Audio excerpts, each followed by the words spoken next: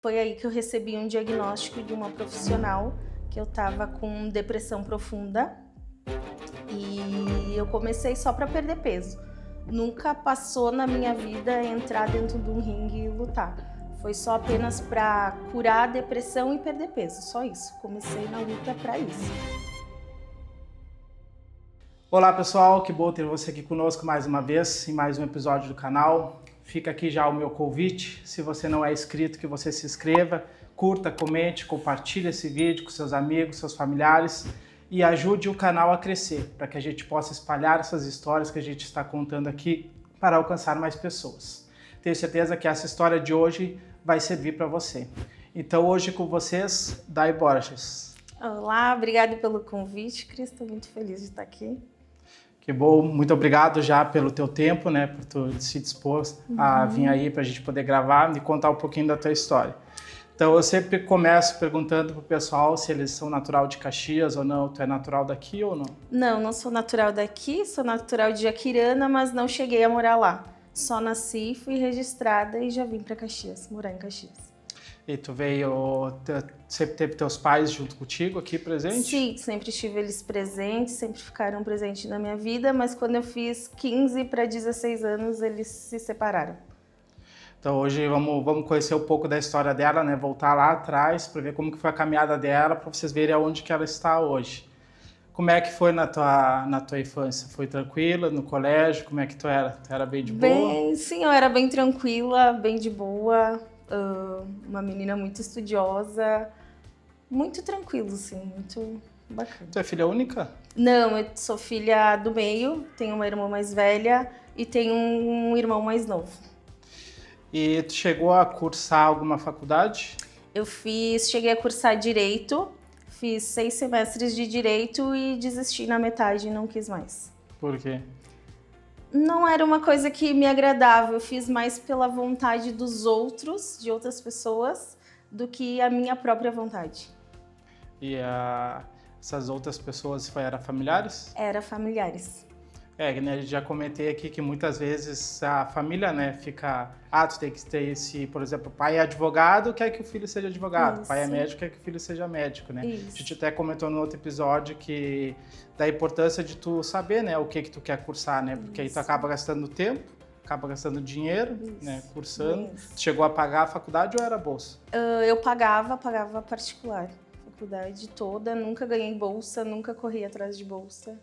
Sempre foi pago. E o que aconteceu assim que tu decidiu, não é isso aqui que eu quero, não vou seguir? Bem, na verdade foi uma época, entre os 17 que eu terminei o ensino médio, foi uma época que eu não quis ir para lado nenhum, assim.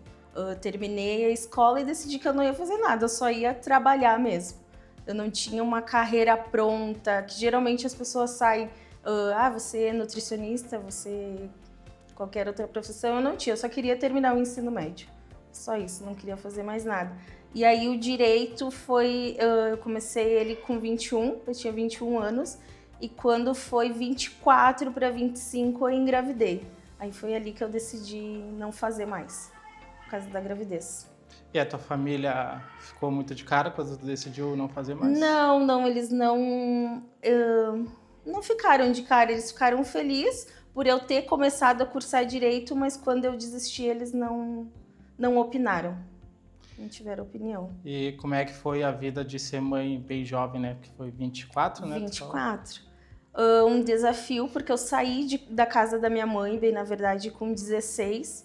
E quando eu engravidei da Martina, foi um desafio, assim, porque o pai dela era motorista de caminhão, então ele não ficava em casa. Então eu tive que ser mãe mesmo. Só mãe solo, eu digo assim, mãe de um casamento que o pai não estava presente. E aí tu cuidava dela sozinha? Cuidava dela sozinha. Mas tinha apoio da família daí, né? Tinha, sempre teve o apoio da minha mãe, dos meus pais, bem tranquilo. E como é que foi a vida de trabalhar e ser mãe solteira praticamente? Bem, na verdade, o pai dela sustentava a casa e eu só era a mãe.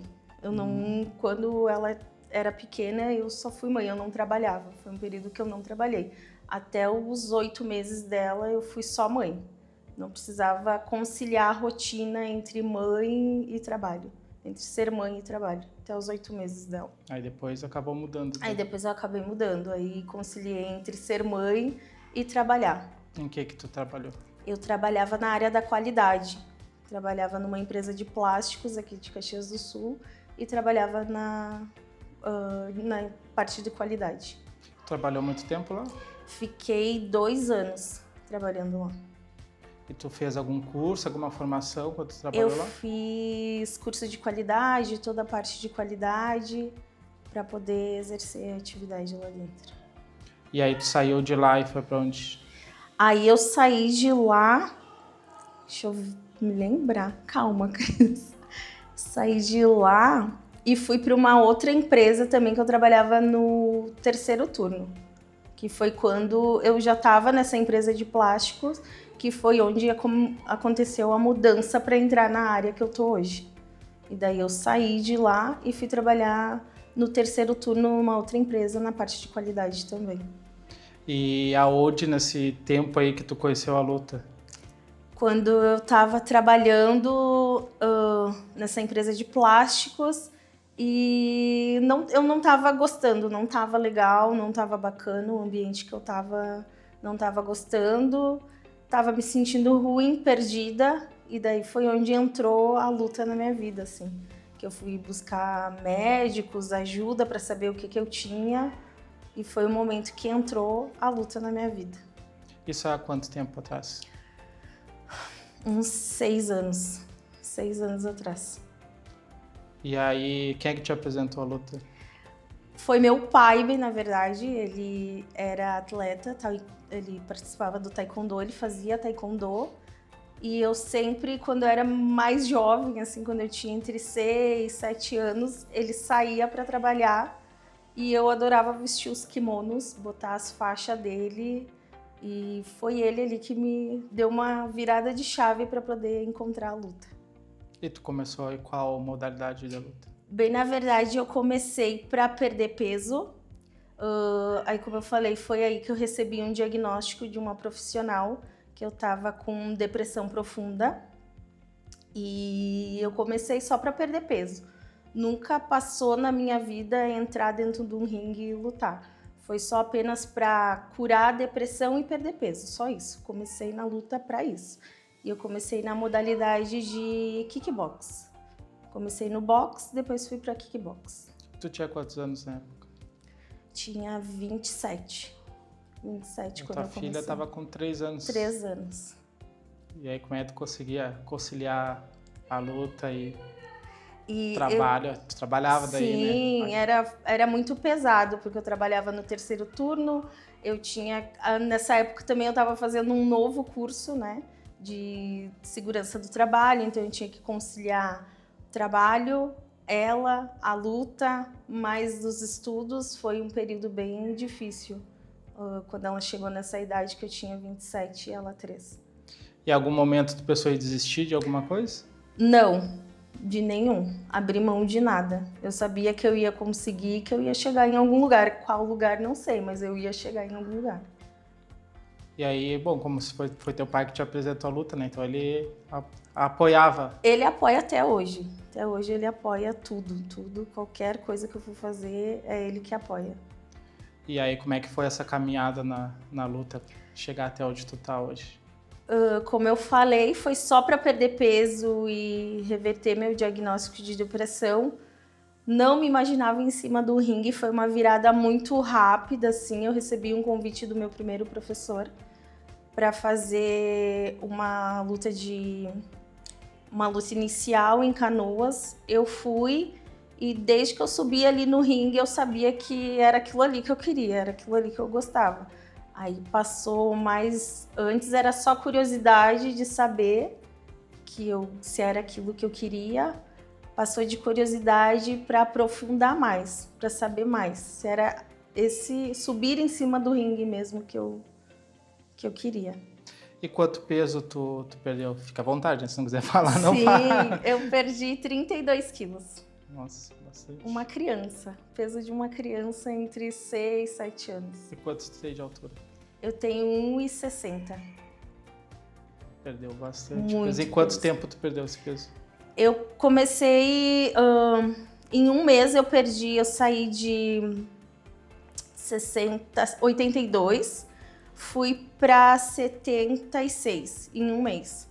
E depois foi evoluindo e conforme eu fui lutando, a gente vai perdendo peso. Mas isso levou entre uns 4 anos para chegar onde eu tô no objetivo que eu tô hoje. E aí tu treinava e fazia musculação? Não, eu só treinava. Só luta? Só treinava. No começo eu só treinava. Só fazia luta. Todo dia eu tava lá no meu horário sagrado. No começo eu só treinava. Eu passei um ano só treinando. Não fazia musculação, nada. Só treinava. Tu fazia quantas vezes por semana? Eu fazia 2 vezes na semana. Não, minto. Fazia 5 vezes, 2 vezes por semana. Isso, né? 2 vezes no dia. Eu treinava 2 vezes no dia, 5 vezes por semana. Eu treinava bastante? Muito. E quanto tempo eram os treinos, mais ou menos? Era 1 hora cada um. Cada Era treino de 1 puxado. hora. Bem puxado. Tu treinava de manhã e à tarde? Eu treinava um treino após o outro, porque como eu não tinha horário, que eu estava estudando, trabalhando e cuidando da Martina, então eu fazia um treino seguido do outro. Fazia tipo 5h30, 6h30. Era muito corrido. E tu dormia que horário? Eu dormia de madrugada. Como eu trabalhava de noite, eu dormia entre as 10, eu tinha que sair às 2 da manhã, eu dormia das 10 até 1h30.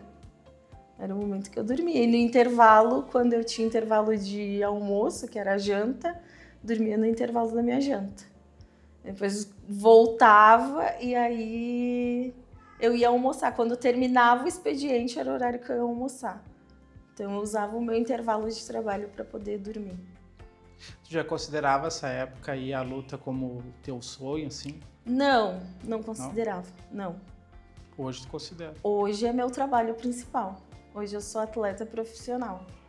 E aí, que momento que tu decidiu virar a chave de sair da empresa e ficar somente na luta? Foi um momento em que eu tive que me dedicar 100%.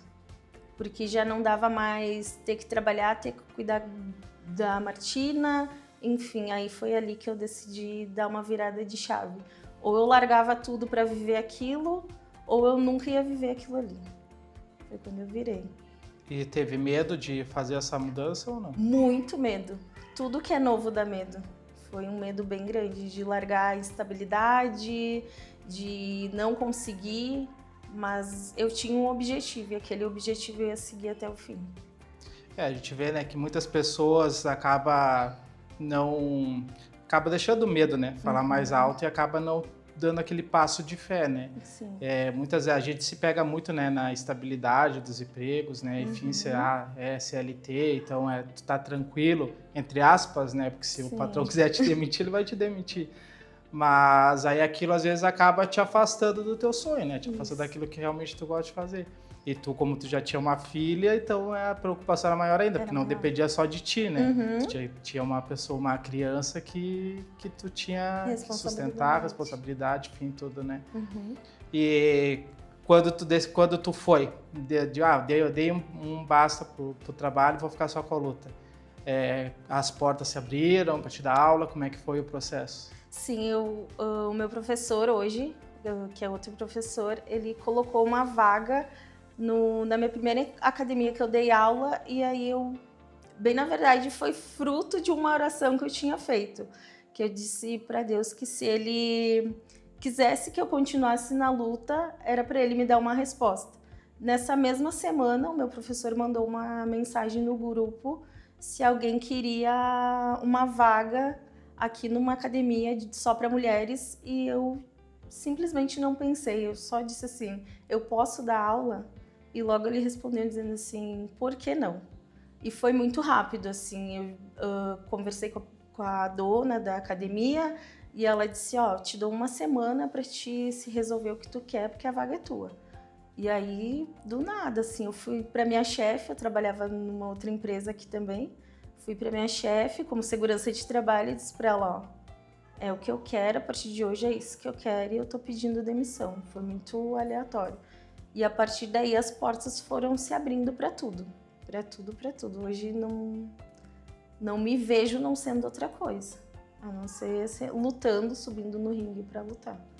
E quando tu começou a dar aula, tu precisou fazer algum curso para poder dar aula de luta ou não? Hoje eu estou fazendo faculdade de educação física, mas o que contou mais foi o tatame, tá em cima do tatame, é isso que as meninas...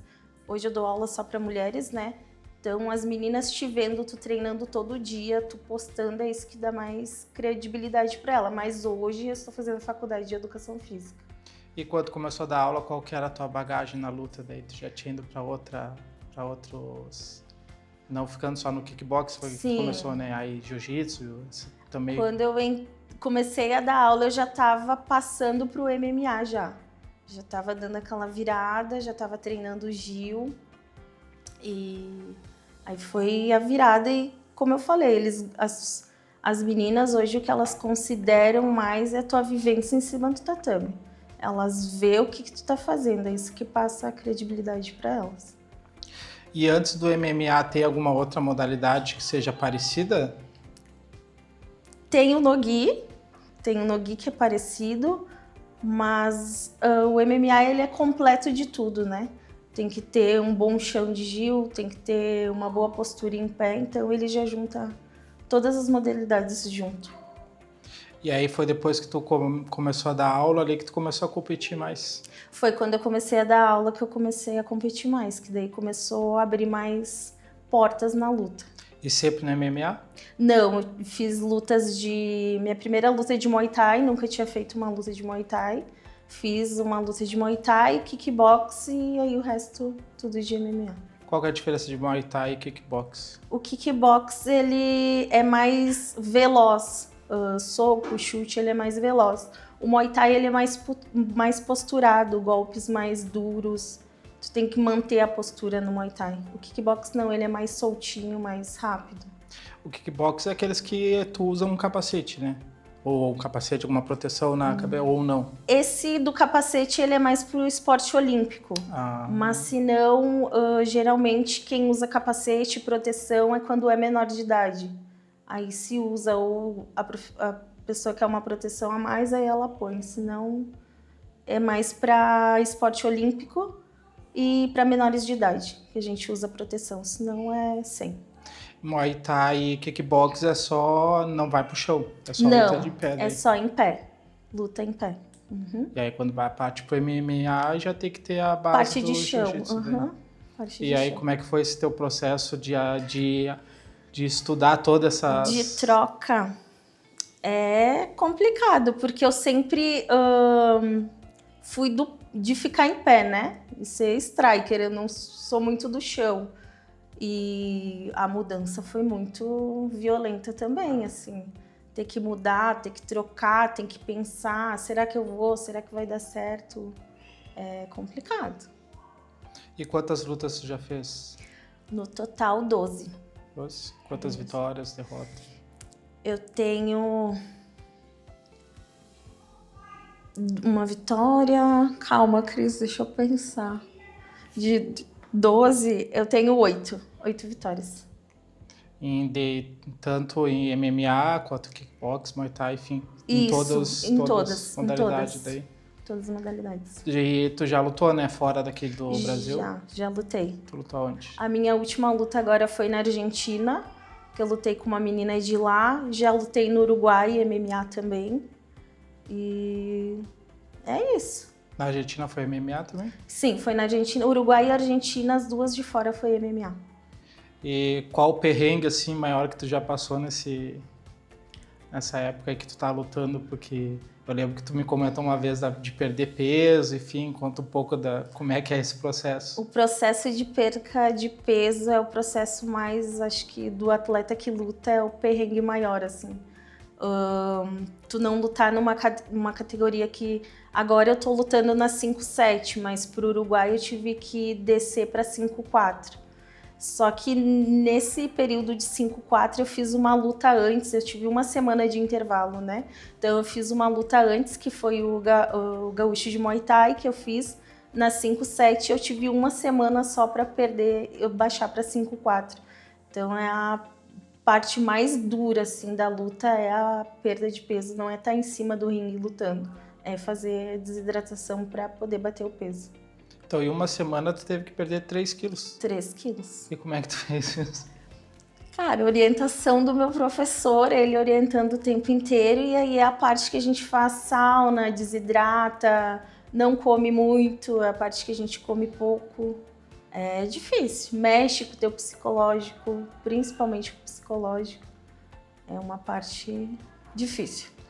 E tu sente, provavelmente teu corpo sente bastante, né, essa mudança, né? Sim. E quando chega a pesagem, é um dia antes da luta? Um dia antes. Aí depois tu pode Hidratar, comer bem normal. tranquilo. Aí, se no dia da luta tu tá acima, não quer dizer. Não tem problema, não tem problema. Eu tenho que estar no meu peso na hora da pesagem. No dia da luta eu posso voltar ao meu peso original. E o corpo sente muito essa diferença? Sente, o corpo sente muito. Muito, muito. Essa última que eu fiz na Argentina, fazia muito tempo que não me atacava a asma, até por causa dessa desidratação, porque eu já tinha feito uma luta em Curitiba também. Tive 2 semanas de descanso e já fui para o Uruguai. Então eu desidratei uma semana para ir para Curitiba e depois desidratei de novo para lutar no Uruguai. Então o corpo sentiu muito. E como é que é feito esse processo? É feito trabalho aeróbico? Treina também musculação? Como é que funciona? A gente faz um trabalho de força, que é a força que faz tu perder mais rápido. Então a gente faz um trabalho de força e cuida na alimentação. Toma água possível, porque o corpo, a maior parte do corpo é água, né? Então a gente toma um mínimo de água possível e vai trabalhando em cima disso. E tu já passou por algum processo de ficar ruim, de passar mal assim nessa... Já no Uruguai, que eu tive que descer para 5,4, eu tive queda de pressão, fiquei mal, bem mal mesmo. Eu lembro que eu via nos teus stories, às vezes, as postagens de jaqueta, moletom. Sim. É ruim, é ruim. A parte de desidratação é muito ruim. Eu acho que a parte que mais dá medo no atleta é tu ter que bater peso ou se frustrar porque tu não conseguiu. É a parte mais ruim. E o psicológico conta muito, né? Também, muito, muito. Conta muito. Porque eu acredito que a luta em si também, o psicológico vai contar, né? E aí, mas é como tem o processo de perder o peso ali que vai te esticar, né? Para te poder chegar para bater. Como é que é a tua cabeça assim, quando tu chega para a luta no outro dia? Porque aí, por exemplo, tu perdeu 3 quilos, então teu corpo já não é mais o mesmo. Tu já provavelmente está cansado, um pouco debilitado, enfim. Como é que tu acorda? Como é que ficou assim a tua cabeça para a luta? A primeira coisa que eu faço é me hidratar e comer. E me desligar totalmente das redes sociais. É o que eu faço. E desligar da família também, porque a família também se preocupa muito e isso mexe muito também com o psicológico de quem vai... Mas eu prefiro não ter medo e não ficar pensando. Eu só tenho que confiar no camp que eu fiz e entrar lá e fazer. Porque se eu entrar com medo, eu acabo perdendo lá dentro. E tu nota muita diferença, porque tu já teve lutas que tu não precisou perder peso, né? Que tu estava mais ou menos na tua categoria. Para essa que tu teve que perder 3 quilos, tu notou que na hora da luta, assim, tu estava muito diferente? Fisicamente? Fica muito diferente. Até para voltar, a gente acha que volta em um dia, que a gente vai hidratar em um dia, vai voltar. Não, mas é totalmente diferente de uma luta que tu tá com o peso certo do que uma que tu vai desidratar. É totalmente diferente. A cabeça, tudo. Tu sente mais cansaço? Perde força também? Perde forças, tu... tenta alinhar a cabeça com o corpo, tu quer chegar com aquele golpe, tu quer fazer, mas tu não consegue, a cabeça não responde. O corpo tá ali, tu sabe que o corpo tá ali, mas a cabeça ela não responde aos movimentos que tu quer fazer.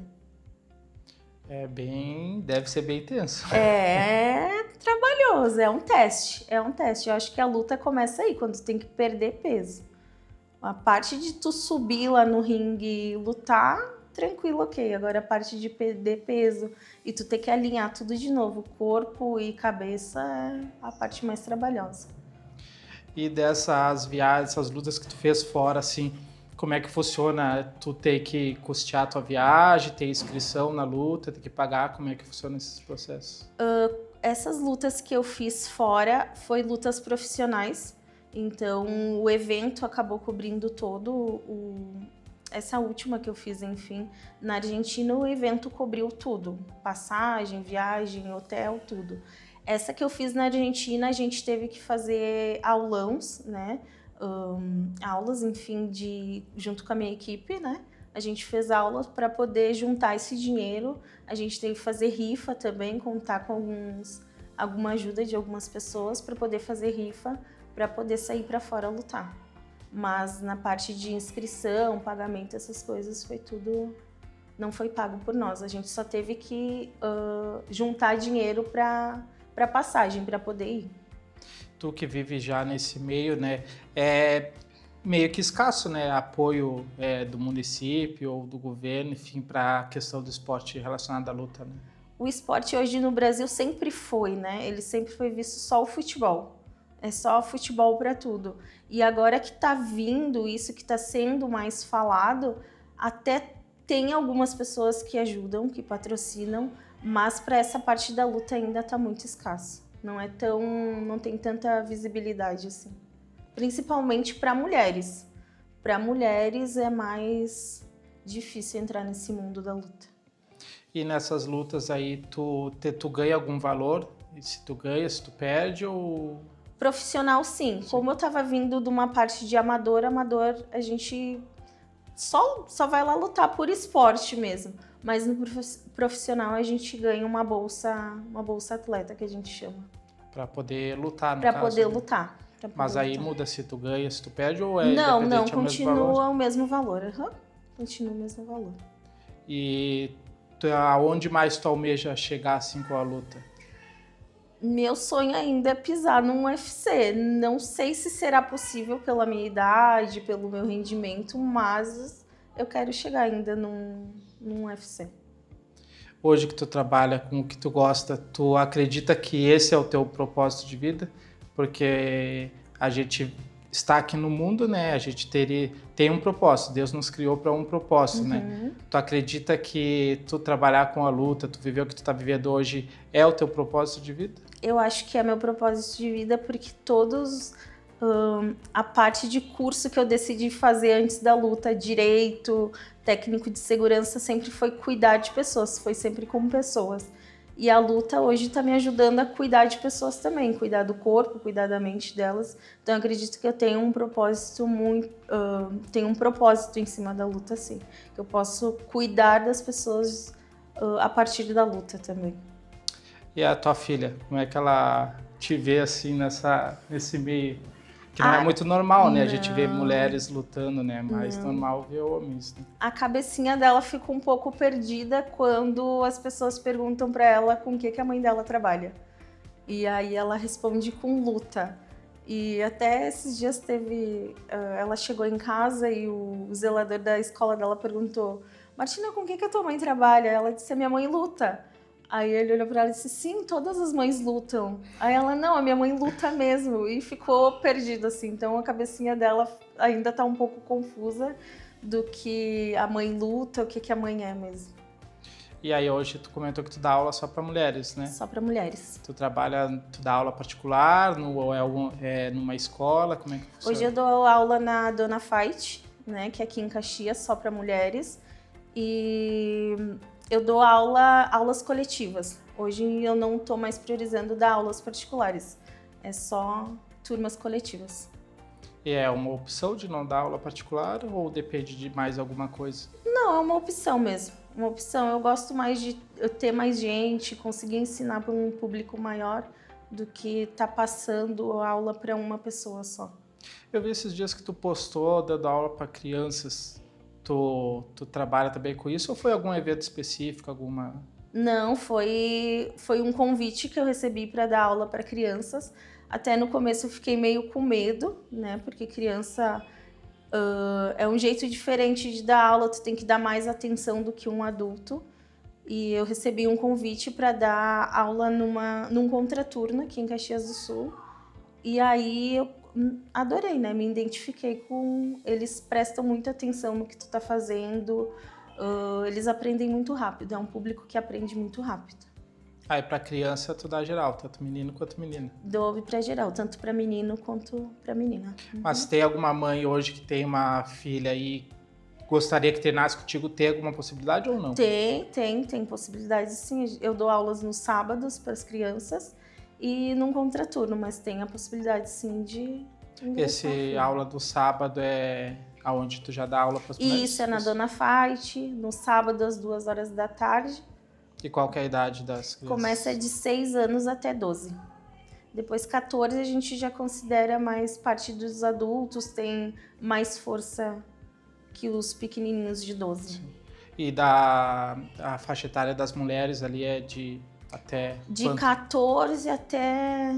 Se tiver 60 anos, quiser ir lá lutar, Pode ir lutar. Sim, a gente considera dos 14 ali até... Eu tenho muitas mães e filhas que vão, que fazem o treino juntas. Amigas, uma chama a outra e vão. Não tem faixa etária. E que conselho tu dá para mulheres que estão pensando em ingressar no meio da luta? Conselho que elas vão com a mesma experiência que eu tive, de curiosidade, saber como é. Elas entrar lá e ter a curiosidade de saber. Não vou dizer que elas vão ir lutar, que elas têm que ir lá para saber lutar, mas para elas ter alguma motivação, alguma coisa para começar a praticar o esporte. Então, você que está escutando e está pensando, né, em entrar nesse meio, siga o conselho da Dai, né? E a gente vê muito que a gente tem que pagar um preço, né? Nada veio fácil na vida da gente, né? Então a gente viu que ela passou por várias etapas, né? Vários caminhos para poder lutar, levou o corpo ao extremo e acho que isso é meio que um normal num atleta, né? De alto nível, enfim, que já esteja competindo. Então, que você consiga, pense, né? Melhor, pense bem aonde você quer estar.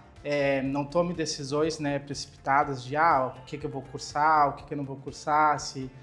Vê bem qual que é o seu sonho e se você tem o sonho, firma o pé e segue, né? Porque, que nem tu comentou, tem o medo, tem o receio, tem a insegurança, mas só quando a gente rompe essa barreira que as coisas começam a andar, né? Então a gente já está se caminhando para o final da nossa entrevista aqui hoje com a Dai. Antes de eu pedir para ela a última pergunta ali, te peço mais uma vez que você se inscreva se você não é inscrito, que você ajude o canal aí a crescer, que essa história aqui possa impactar a vida de muitas pessoas, porque eu creio que esse é o propósito do canal, levar histórias reais, né, do que as pessoas passam para poder inspirar a vida das outras pessoas também. Eu queria te fazer uma pergunta agora, Dai, que é a última pergunta, antes de tu poder divulgar o teu trabalho ali, teu Instagram, enfim. Quem que é a Dai? Sem falar o que ela faz. Quem que é a Dai?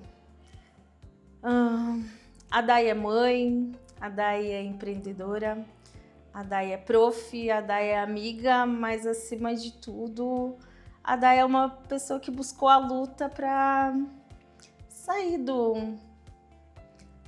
de um contexto normal, para fugir de uma depressão, para não receber o diagnóstico e fazer da história, de fazer isso, né? A depressão ser uma história com um final triste. Essa é a Dai, é buscar o caminho, é buscar a disciplina e usar a disciplina como motivação para tudo. E qual que foi a sensação que tu sentiu quando tu perdeu lá os 30 e poucos quilos lá? Como que tu se sentiu quando tu te olhou assim no espelho e viu a mudança que tu teve? Muita diferença, mas principalmente que eu conseguia, porque é a parte que é o equilíbrio da cabeça. Tu tem um equilíbrio com a cabeça, assim, que não é fácil. Às vezes as pessoas dizem pra ti, mas tu só fez dieta, mas o só fazer é uma diferença.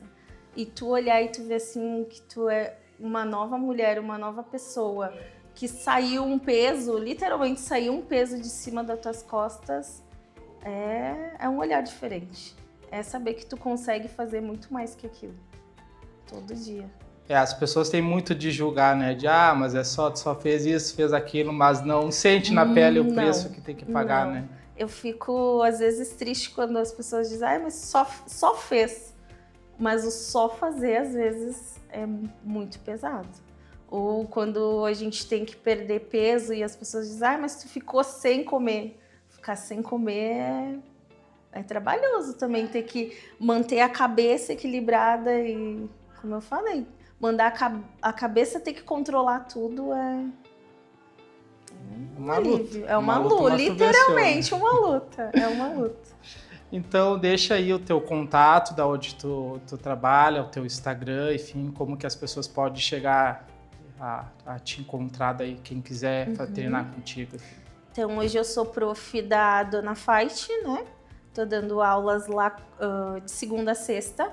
Então, a Dona Fight é uma academia só para mulheres. Não temos professor homens lá. São todas prof graduadas, todas fizeram educação física, assim como eu que comecei agora. E é isso. Meu Instagram é a Day Borges. É isso. E lá vocês dão aula de só MMA ou é kickbox, jiu-jitsu? Não, lá é só Muay Thai. Só Muay Thai. Só Muay Thai. E às vezes a gente passa alguma coisa para as mulheres de defesa pessoal também. Mas eu acho que o Muay Thai já entra como uma defesa.